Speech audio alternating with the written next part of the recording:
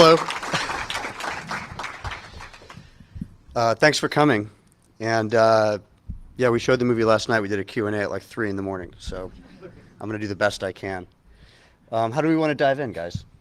Should we let Josh get started, since he's the most involved in the ongoing appeal of this case? If you want to just give us like a state of where things are at. Yeah. So currently, hopefully everyone can hear me. Hello, everyone. We are right now in the process of preparing our reply brief to the government's brief in opposition to our appellate brief, and that we will be filing as of right now. It seems that it's going to be on August 1st. So, the purpose of that is basically just to respond to some of the points that the government raised in their opposition to our appellate brief.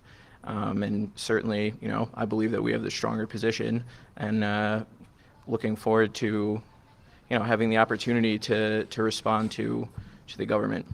And that's kind of where we're at right now.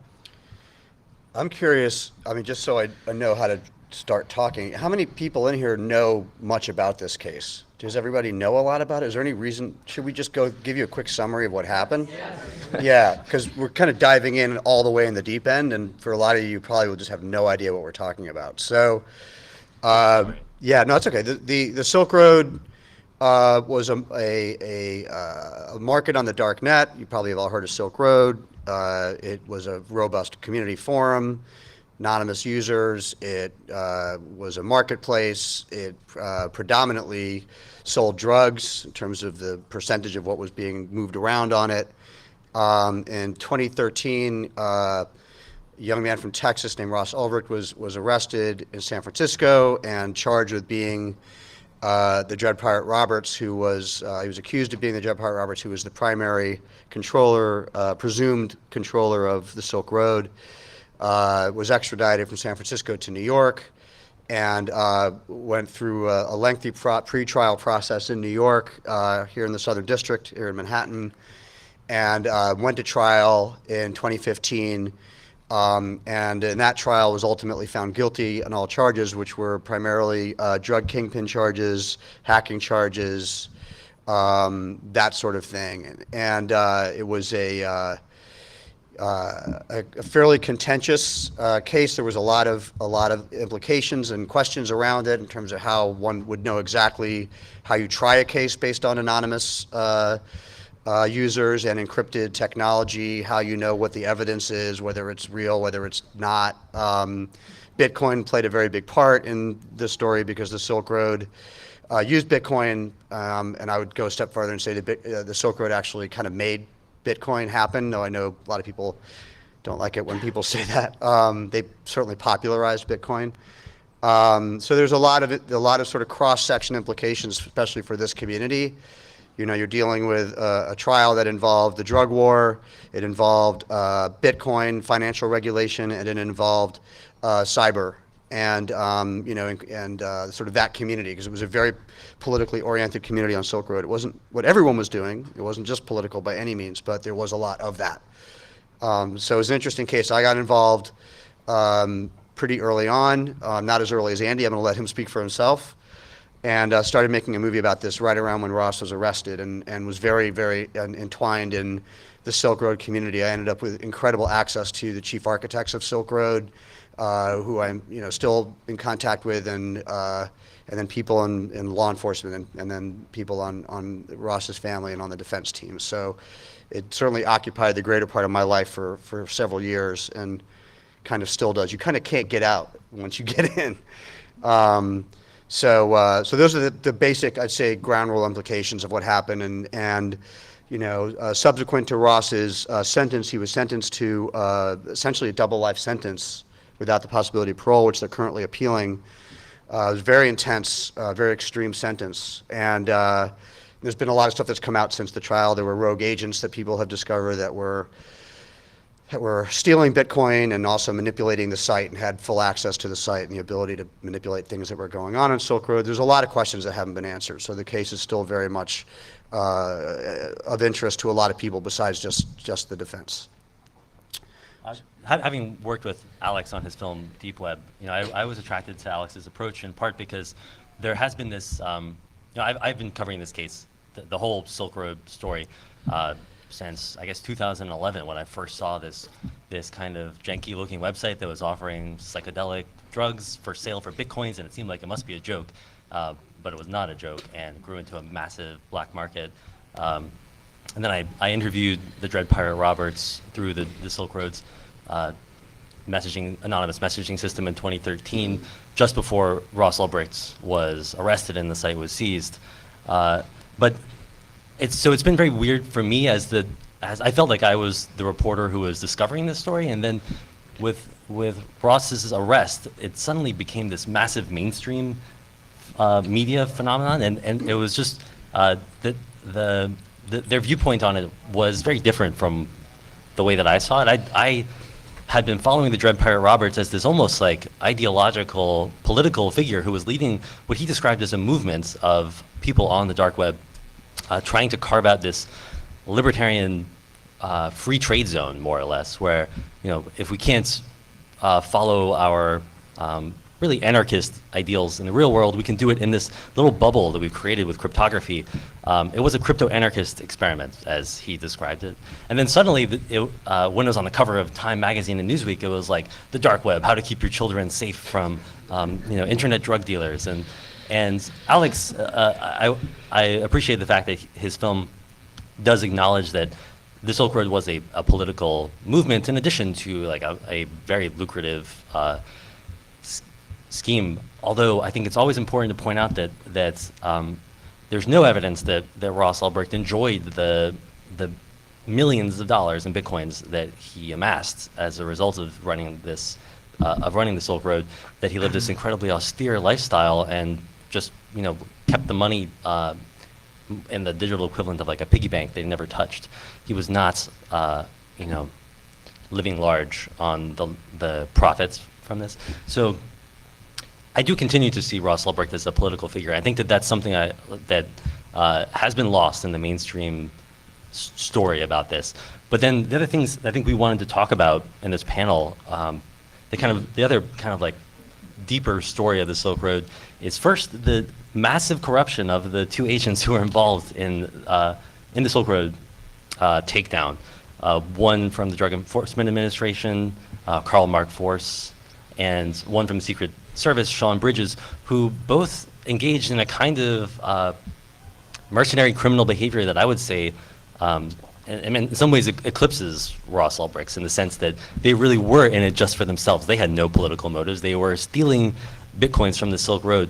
They were extorting money from Ross Ulbricht as they also tried to track him down. They, at the same time, were selling him information about the law enforcement investigation into the Silk Road, all under different pseudonyms that they had created. So when all of this came out and these guys were tried and then convicted and sentenced, it was an insane twist to this already unbelievably twisty story. And then I think I also just wanted to make sure we touch on the insanity as well of Ross's sentence, Ross's double life sentence, for what essentially are convictions on non-violent crimes. I mean, you've probably all heard about the murder for hire accusations in the trial, but those were not charged crimes. He actually faces charges in a different case altogether in Maryland for those murders for hire. That has not come to trial.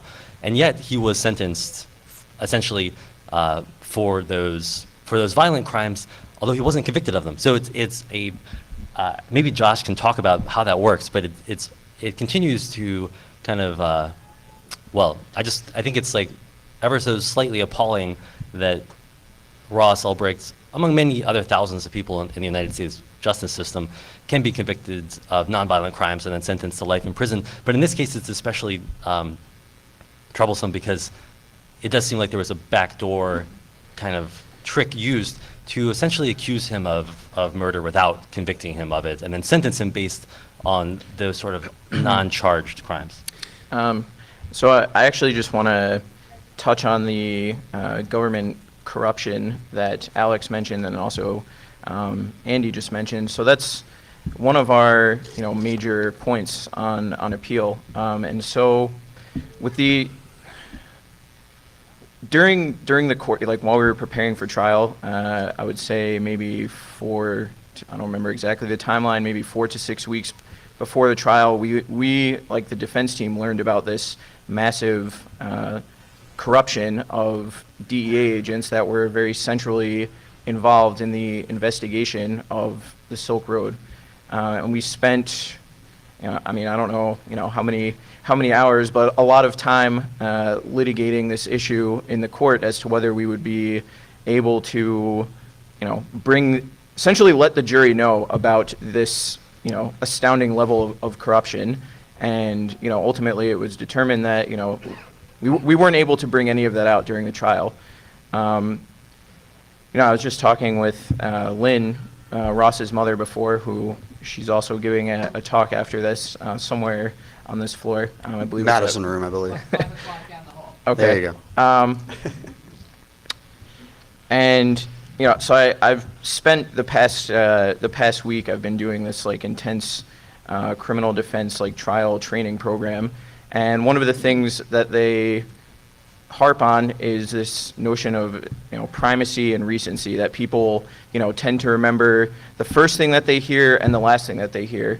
And so had the first thing that we've been able to tell the jury about been about to focus on the astounding level of corruption that was central to the government. I mean, it wasn't central to the government's case, but like the guys closest to this case that were conducting the investigation for law enforcement, had we been able to open on that, and had that been in the jury's mind during the course of the government presenting their evidence at trial,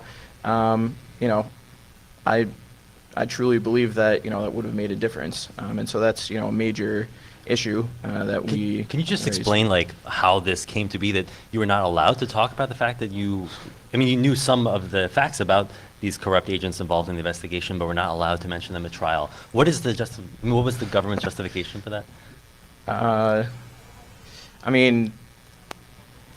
So there was a investigation pending into this matter in another jurisdiction, and it was all being done under seal, and so the government said, oh well, we can't bring this stuff in because it's being this investigation is being conducted completely under seal, and that was essentially their argument to the court.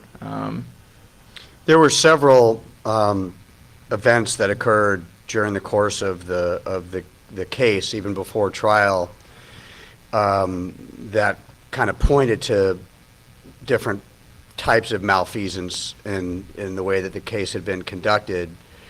And there was a very big question which never got satisfied about how the Silk Road servers were accessed in the first place, which was never satisfactorily responded to. And I think that as an outsider, what was really apparent to me was the speed at which they really wanted to run this thing through the system. And and part of that, just to be really unbiased, is that the technology, the idea of trying to put a case before a jury that involves Bitcoin and encryption and the dark net and the deep web, and most people don't know what any of those things are, much less what the difference is between those things, and the implications of an anonymous community, and then you add the political element. I think it made their heads swim, and it was emblematic to me. This is something I dealt with on a much lighter note when I was researching the Napster story, which I was involved in from when Napster was in existence. Is when I first met those guys and started working on that story. Was the huge disconnect between the sort of institutional elements that were trying to break these systems and then the systems themselves. And there was such a huge disconnect in understanding on the institutional side, and that means government, corporations, law enforcement, and also largely the press. There was very little understanding. People, there are I could count almost on one hand people like Andy, another journalist, Patrick, who, maybe he's at a hacking collective somewhere. He disappeared. But who really understood these technologies deeply and were also not only that, but then willing to write about it. Because there was a lot of fear about really stepping forward and making certain claims about what the Silk Road was, whether you liked it or not. The party line was just, this is drugs, this is bad, we shut it down, the end. And some people in the media I was talking about this earlier, said to me early on that to them it was Occam's razor. It was straightforward. It was exactly what it looked like. And knowing what I knew, because I'd gotten pretty inside the Silk Road by then, it was anything but Occam's razor. And as the story went on, it was just, you would learn that there was more things that weren't what they seemed, and more things that weren't what they seemed, and this was complicated, and this was needed to be given a bit more oversight than it was being given. And so sort of to be in the trial for me, and I was not there the whole time, but when I was there, and then to be there in the sentencing, it was sort of like being kicked in the stomach, because you really felt like I'd been with the story for so long by then, and it just wasn't there. There was no representation in that courtroom. It's sort of, there was really not room given for it to be able to express what this thing was, that you could try to form a rational understanding of what actually happened. It just was moved through very quickly. They just tried to keep it very contained. As this is a drug thing, just look at it as a drug thing, the end, goodbye. And it was clearly just so much more to it. And so I wasn't exactly surprised by the rogue agents. I found out about them as the trial was unfolding through another source that I had, that this one major source, the one Andy mentioned, Force, who had been a very big part of the Silk Road Task Force out of Baltimore. It was becoming clearly evident that this guy was up to no good, and then the levels to which he was up to no good got more and more labyrinthine and go far beyond just stealing Bitcoin. And the direct engagement he had, even with inciting these murder for hires, and there were no murders. It was all sort of, basically like sting ops, and it was And scammers. Yeah, exactly. It's kind of scams, basically. And a lot of that had been manufactured by the rogue agents. So, the story just got more and more complicated, and the people that I knew inside the Silk Road were getting more and more outraged by what they saw, because it just wasn't what they knew had happened. And so it wasn't as if I sat there and went, I know what's going on, and damn it, no one will tell the truth. You didn't really know what was going on. It was really hard to have any indication of what actually concretely had happened. And I feel very unsatisfied at the possibility that I may never find out, I know a lot more than most people do, and more than we were able to put in the movie for legal reasons. But it was very, very frustrating. I can only imagine what it was like for you. So, and I won't put you on the spot by making you talk about that, but. Well, it was really bizarre. I sat in every day of the trial, and it was just like kind of surreal to have had this impression that you had spent, was it 6 weeks, I think? Well, how long was the trial?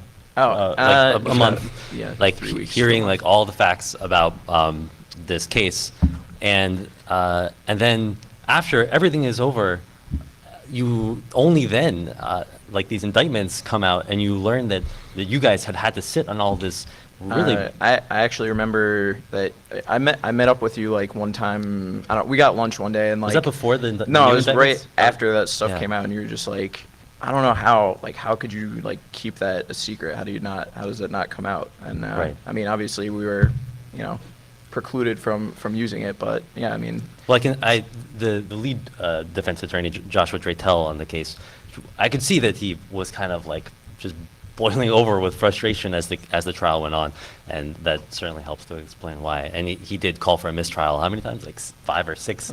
A few times. So we'll see where this appeal goes, but it does seem like there is an unusual amount of stuff that could be a foothold for an appeal. But I am not a lawyer. I have no idea.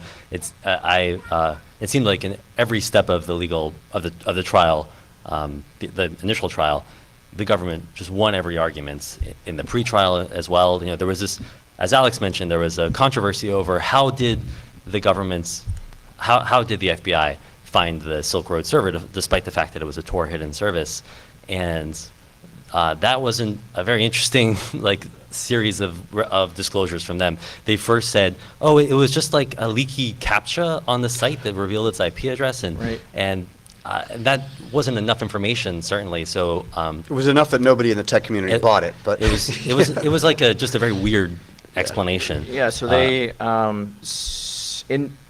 in connection with, we were raising a lot of questions about how, just like Andy said, obviously the Silk Road was hosted as a tour hidden service, and, their explanation was, we discovered it through a leaky CAPTCHA, essentially. I visiting, there was an FBI agent he's no longer with the FBI. His name is Chris Tarbell, and he submitted it's called a declaration, along with the government's motions saying that, this is how we discovered the Silk Road server. I went on the Silk Road. There was a CAPTCHA that you needed to type in. You needed to get through a CAPTCHA to get onto the Silk Road site, and so he went onto that CAPTCHA and typed in, a bunch of stuff, essentially like fuzzing type of, thing, and ultimately there were some packets that were spit back from the Silk Road server that contained the true IP address of this server that was hosted as a Tor hidden service. And as Andy mentioned, nobody in the tech world actually bought that. It was just like, well, that's ridiculous. So having actually looked at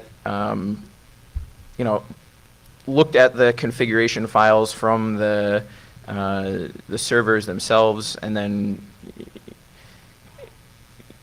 the explanation that they gave was just, it wasn't credible. And that was, largely, so one of the things and that you said as much in your response. Right. And then their response to your saying that, well, this doesn't really make sense, was even better, which was just, okay, fine. So just let's say we did just hack the servers, okay? Let's just, even if we did, that's not illegal, right? Because reasons, including the server is in a foreign country, and so we can do whatever we want. By the way, without a warrant, with no warrants. Yeah. Which is a complete. This entire area of the law is very. It's shifting. There's new cases. I'm not going to get into other cases, but this, the government saying, yeah, we can hack into, this computer because it's located abroad. In the future, those things are going to be challenged. And right. They didn't actually know where the server was, because that's the whole idea of a Tor hidden service. So they said it's in a foreign country, so we can do what we want. Yeah, it was a backwards argument. But they can't have known that until they Exactly. hacked it. So but then the argument that actually won the day for them was, well, how can this be a violation of Ross's Fourth Amendment rights if he's saying this isn't his server? So for him to actually have any privacy for the server, he has to admit that it's his. Yeah. So is this your server, Ross? Yes or no? And that essentially was the catch-22 that I think forced, better, but forced the defense to drop that line of It was a little defense. chilling, again, from the outside, because it just felt, it was a very, very draconian way to play their hand, which is to say that, because you're supposed to be innocent until proven guilty, and you're supposed to have rights.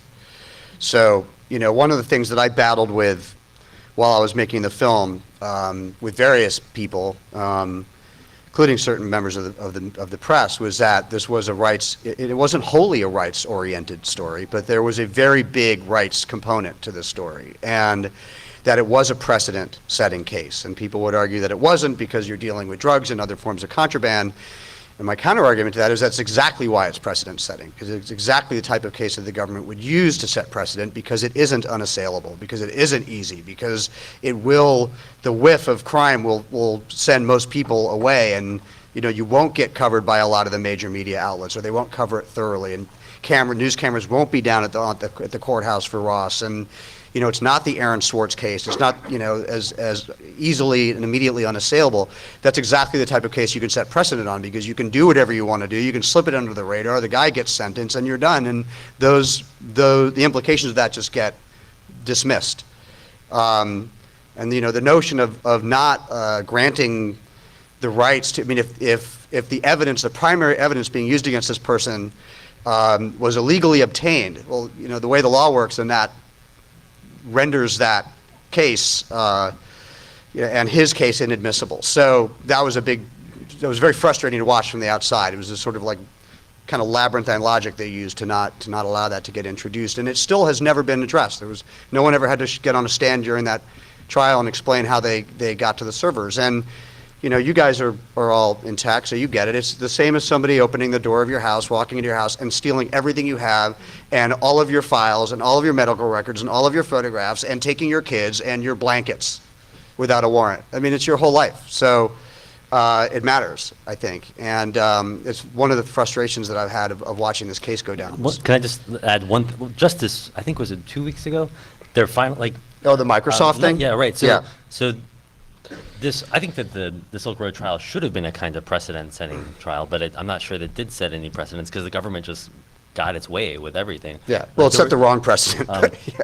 Maybe, yeah. The precedent's going to be set at the Second Circuit when they Right. go along with our arguments and our appeal brief. Very possibly. But the precedent that has been set already now was this other ancillary case, which was one of the Silk Road staffers. What was his name? Gary Winnick? Davis. Right? Yeah, sorry, Gary Davis, an Irish guy. So we've only recently learned, like, basically the FBI wanted, or the Department of Justice wanted Microsoft to cough up some emails from their Irish data center. Microsoft said that's in a foreign country, it's out of your jurisdiction, we're not going to give it to you, even with your search warrants. And they fought that, they lost, and they went to appeal, and now they just won. And we've only recently also learned that that was another Silk Road case, actually. That was Gary Davis, this Irish guy. Yeah, very high up wasn't moderator of Silk Road. That was a precedent-setting thing that now we know that the Department of Justice, even with a search warrant, cannot take a foreigner's data out of even an American company's foreign subsidiary data center. So that's a big deal. Yeah, yeah, it was a Silk Road related case, and they were eager to extradite him here. I'm sorry, but I interrupted you saying something else. No, back to the point of, like you mentioned about submitting this affidavit or not submitting. I mean, I'm not, commenting on any strategic, decisions that were made by the defense, but at least as it stands right now, the law in the Second Circuit, which is where, the Southern District of New York is, it's very bad for criminal defendants in any case involving, standing and Fourth Amendment issues. And, that's kind of the card that the government, got to play in this case. But, I think that's why it's so important for, people like myself and, other, committed defense attorneys to, push back on these types of issues because, just because that's the way it is today doesn't mean that that's the way it should be or will be, 5 years from now, 10 years from now. And, it's kind of a call to arms for any other, defense attorneys that might be in this room listening to, just keep fighting. Yeah, I mean, the case just hit such an extraordinary bullseye of various modern issues that hadn't usually been all wrapped up in one case. So there's a lot here worth studying, from those, even if you're interested in Bitcoin and cryptocurrency, just the implications here regarding Bitcoin were strong, the implications regarding the punitive nature, with which the government is dealing with cyber-related cases right now, and the level of fear and the desire to sort of wrap them up neatly and quickly. Forrest was clear in her sentencing that she was making an example out of Ross, and that was one of the reasons for the harsh sentence, was not just for what she felt he had done, but what she felt other people were doing or may do down the road. So that was kind of stunning thing to hear admitted, even though that's what we all assumed she was thinking. So I mean, there is a lot of fear. I mean, there's a lot of cultural, institutional fear around technology, where it's going, what the power of it is, and it's not a black and white thing. As I was doing the film, I met a lot of really amazing people in law enforcement who very much disagreed with the notion of complete transparency and being able to break into everybody's technology, and felt very strongly that the more the internet gets weakened, then the more vulnerable citizens become, which of course is pretty accurate from a technological standpoint, but not really understood, I don't think, by a lot of people in sort of the institutional community. So So the case really strikes at the heart of a lot of that, and I think we'll be seeing a lot more of that type of thing as time goes on now. And I think it's really the beginning of something and not the end of something. I think we're going to begin to see a lot more of this type of action. I agree with Josh. It's like it's really important to see people get up and fight these cases and try to get at least as much nuance and clarity into them as possible, whatever side you fall on. I have to say, personally, I was pretty down the middle until the sentencing. The sentencing it was really hard for me to sit there and stay unbiased. Thankfully, we literally aired the day of the sentencing, which was just crazy timing. And I remember saying to my network, it's a good thing we did, because had we not, I would have recut the whole movie and made it just a flat out piece of advocacy, which wouldn't have been a good thing.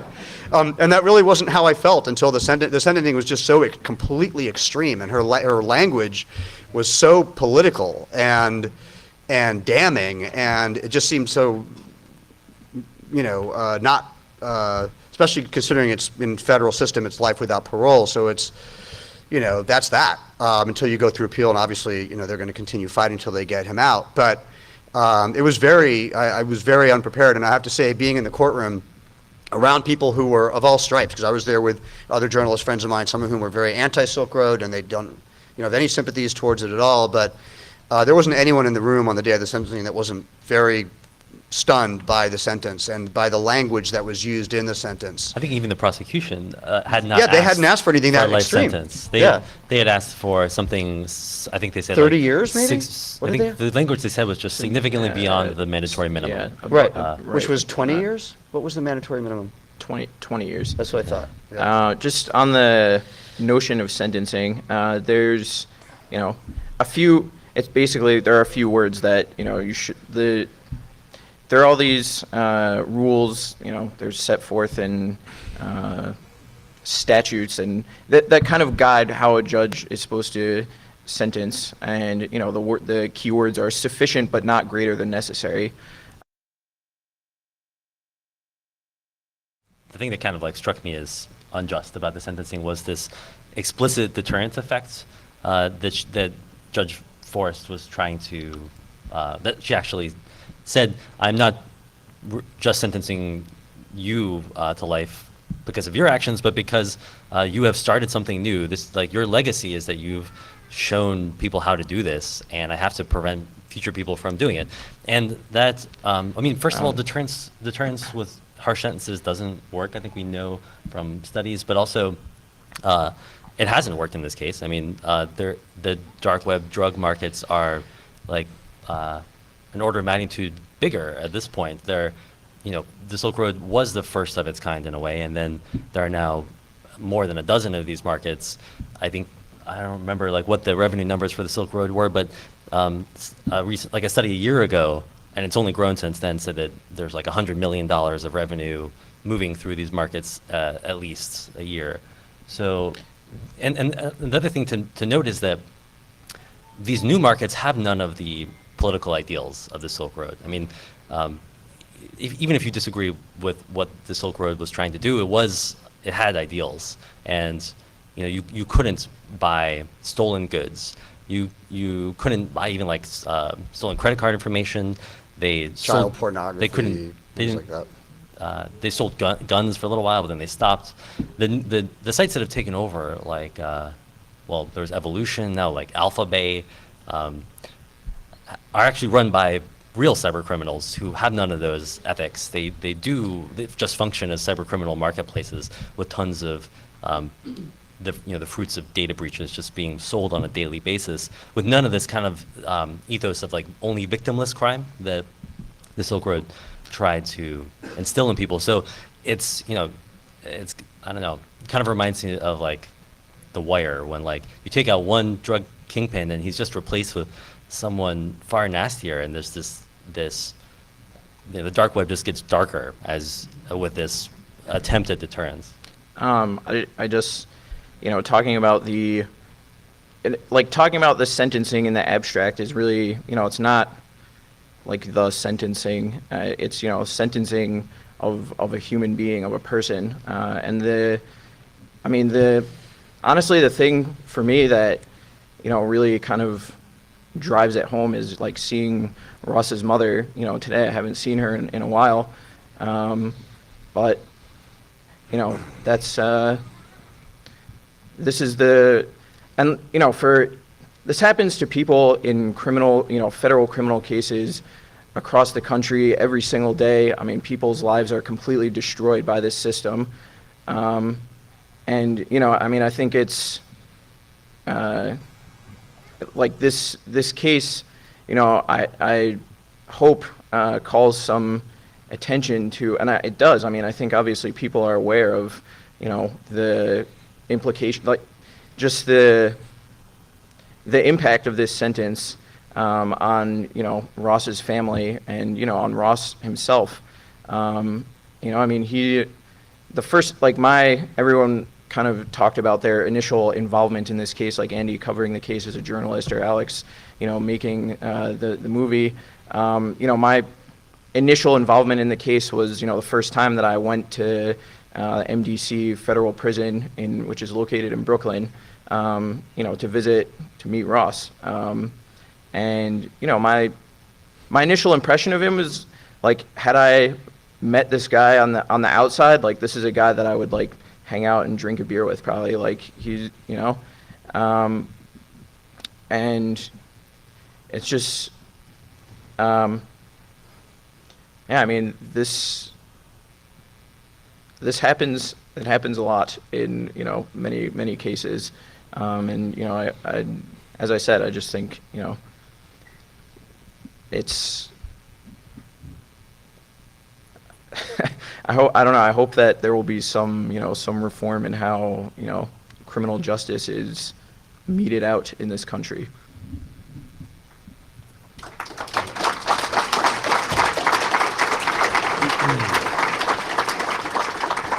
Should we take questions? Yeah, should we open it to Yeah, you guys questions? do you have any questions? I'm not gonna, get into any thing related to that, but I do appreciate your question, though. Yeah, so there's a number of cases that have been coming up since the 90s, and I'm sure it happens in other areas as well, where you have evidence that's of an extraordinary technical nature, and you have a jury deciding what the outcome of that evidence should be. And there's, so far as I know, there's no process of ensuring that someone on that jury has some idea of what the implication of that evidence is, right, or of vetting it. And so I'm just wondering, apart from experts that are, and I can hear you. Excuse me, sorry, I was being interrupted. So I'm just wondering, what, as a defense attorney, are you able to do to ensure that the jury is properly educated about this, apart from having experts just in the courtroom? Yeah. Because that's also very politicized, right? Sure. Like, you have the defendants and the plaintiffs, experts, they come in, and it's whoever the jury decides to trust. I mean, that's one of the biggest challenges that we run into in, frankly, like, I've given talks to groups of criminal defense lawyers. Like, you could spend like months and months and months talking about this, but it's a huge challenge in litigating any technically complex case. And, you can't necessarily ensure that anyone on your jury is going to end up with, a single technical person. And They work hard to prevent that, don't they, on the other side? There's no. I didn't see any lights going on in anyone's eyes on that jury when they were talking about Bitcoin. This is definitely. Yeah, there's no, there's a million different factors that, are at play. It's like, okay, well, this one person is a technical juror, are they with us? Are they against us? How do we want to present this information to them? There's no simple answer to that question, basically. But I think, in terms of helping jurors understand, you just want to kind of break things down into, some BYTE size pieces that, they'll be able to digest. And, you may want to do that through experts or, Yeah, it's a complex question though, but it certainly, I appreciate the, I guess, the gravity of that question.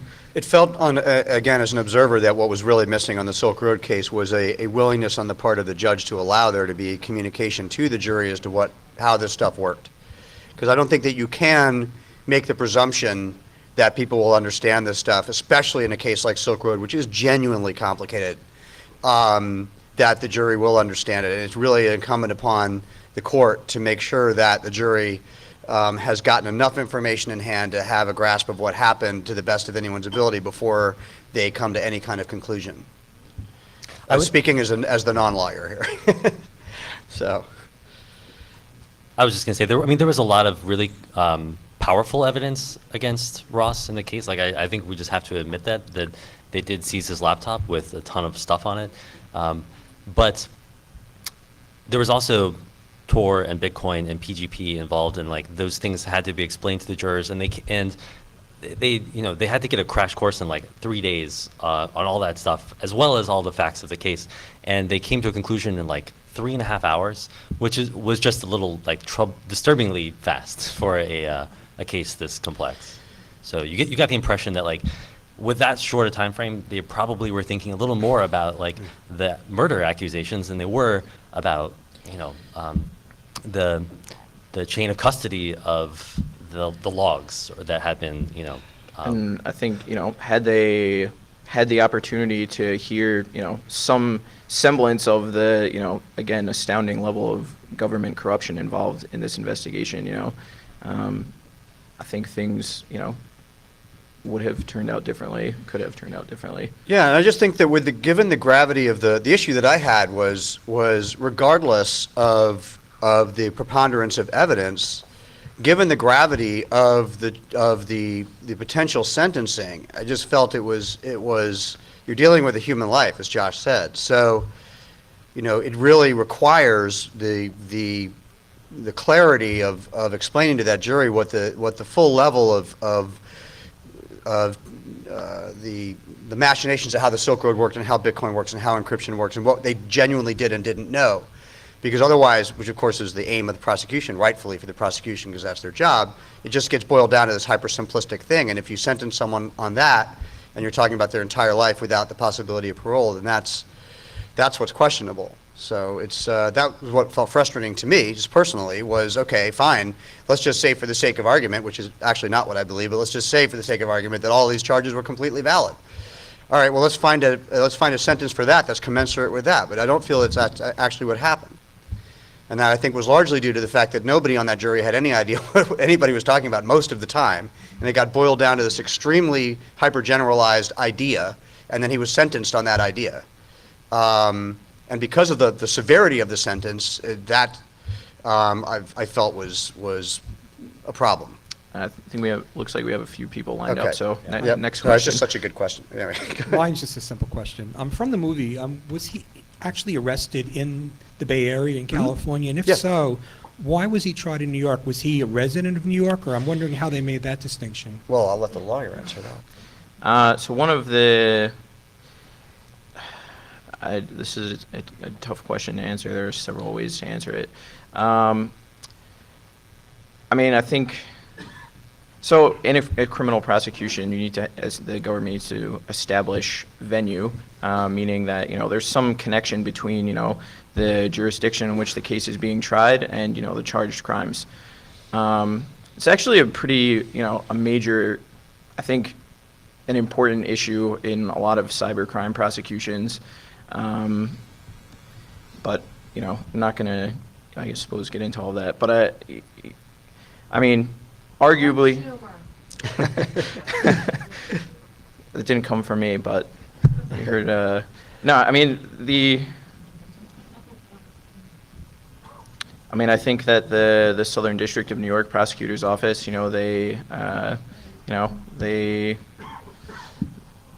like to prosecute, big cases here. And I think also the FBI cyber squad that's located, they have like a major presence here in New York City.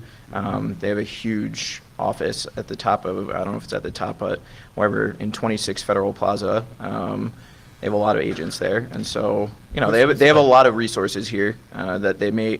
I mean, I don't know what the U.S. Attorney's Office out in San Francisco looks like in terms of their resources for investigating and prosecuting cybercrime cases here, but you know, having worked on this case and several other cybercrime cases prosecuted in the Southern District of New York, yeah, they have a major presence here. But it seems like such a high-profile case, that probably, I'm sure, had a lot to do with it.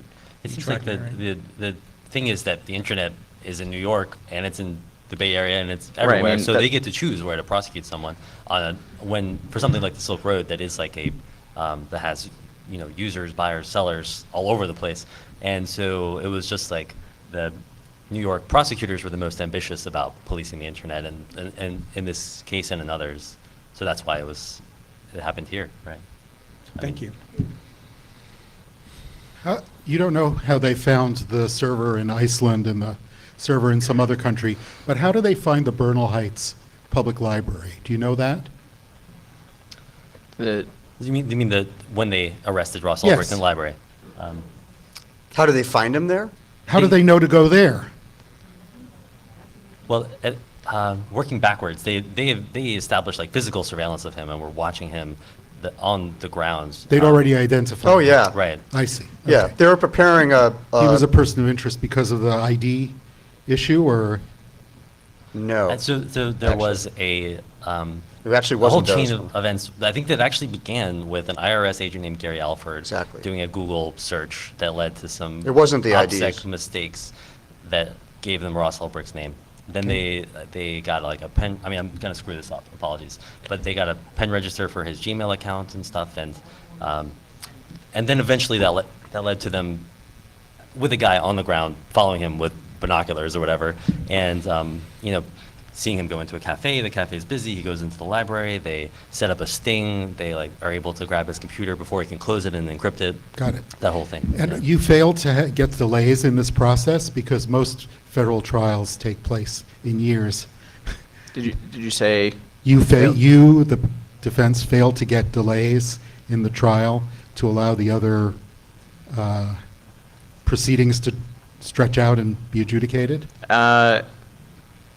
I'll just say that as a general matter, in federal criminal trials, you know, I think contrary to, you know, you said that sometimes these cases go on for years. That's not typically, you know, the way that it works in federal criminal prosecutions. I mean, they set a date for trial and, you know, you're going to trial on that date, so you better be ready.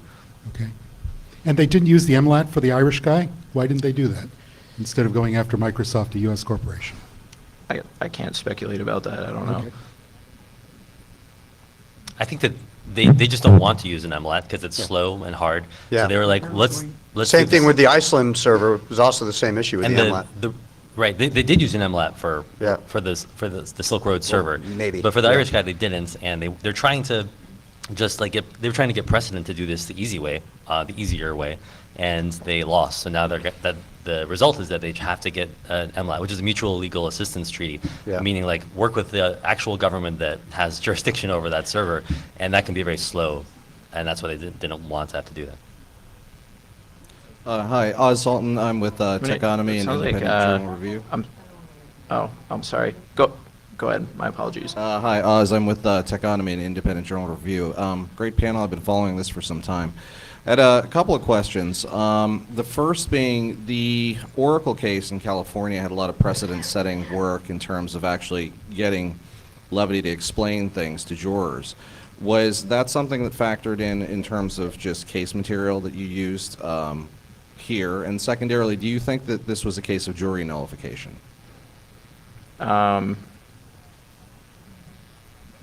So the first, if I understand your first question correctly, it's so the Oracle. Are you talking about like the Well, Oracle? I'm just talking about the depth to which you're going to have to explain some of these issues. I mean, they literally took the jurors out and they took the judge out for 3 to 5 hours just to explain JavaScript to them, right?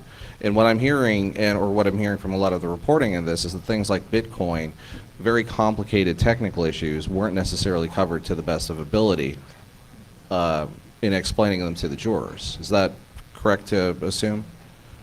that. I'm sorry. You said, Is it relatively correct to assume that the technical explanations weren't sufficient for the jurors? I wouldn't say that. I think that, you know, let me take a step back from that. So one of the issues that we're raising on appeal, we had two defense experts that we, wanted to put on. One explaining Bitcoin, and especially in the context of some of the testimony that the government was permitted to put on, with an expert that they, hired in the middle of the trial to conduct this complex Bitcoin forensic analysis. And, we were essentially like, I would say maybe 24 hours before that, given notice that this person was going to be testifying and received thousands of pages of spreadsheet information about they did a pretty complex analysis of like Bitcoin forensics. Anyway, we were precluded from putting on either one of the experts that we, intended to call. And so, yeah, in that context, I think that the explanation that we were able to provide to the jury was insufficient, because we were not able to call the experts that we wanted to. And this is obviously conjecture, but do you think it was a case of jury nullification? Jury nullification is typically where, like a jury, they hear, all of the evidence in a case and they say, okay, well, we're just going to acquit no matter what. And, it didn't happen here, so it's not Not relevant. a case for where nullification, took wind down effect. soon, right? Should we take one more? I know it seems like Lynn had a comment she wanted to raise. It's just a point. I just want to say, no, they did not have an MLAT. That was this one. They did not have an MLAT. They lied about having an MLAT to different magistrate courts. And then in a footnote, which apparently I'm told by our lawyer, they do this, footnote, whoops, sorry, we were wrong about that MLAT. This is in September, oh gosh, it's in a footnote. I think it's in September of 14. Not positive. But anyway, no, they did not have an MLAT, and they lied about having an MLAT so they could get warrants. I guess I missed that, so thanks, Len.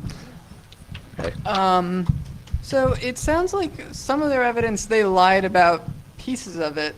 How is it, shouldn't that like get the evidence thrown out or get them hit up for perjury? Yes, it should. Next.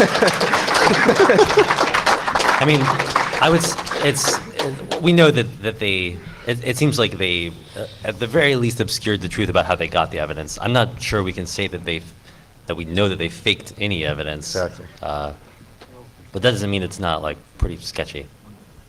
Do you think that the Silk Road is going to, or websites like it, are going to end the drugs war, or as Graham Hancock calls it, the war on consciousness? There's no doubt that over the next 10, 20 years, there will be more and more drug-related sites. They will eventually become regulated, and it will eventually have some impact on the drug war, which is waning and going to have to get phased out anyway. I think most people in law enforcement know that its days are numbered. So I think, yes. I think we will see, there'll be very different types of services, and some of them will just be straight-up regulated drug services, but drugs on the internet will absolutely be a fundamental part of our future. We have to cut it off now. Thanks, you sorry, guys. But Thank you. these panelists will be outside if you want to talk to them outside the room. If you can catch them, see them walking around the conference. And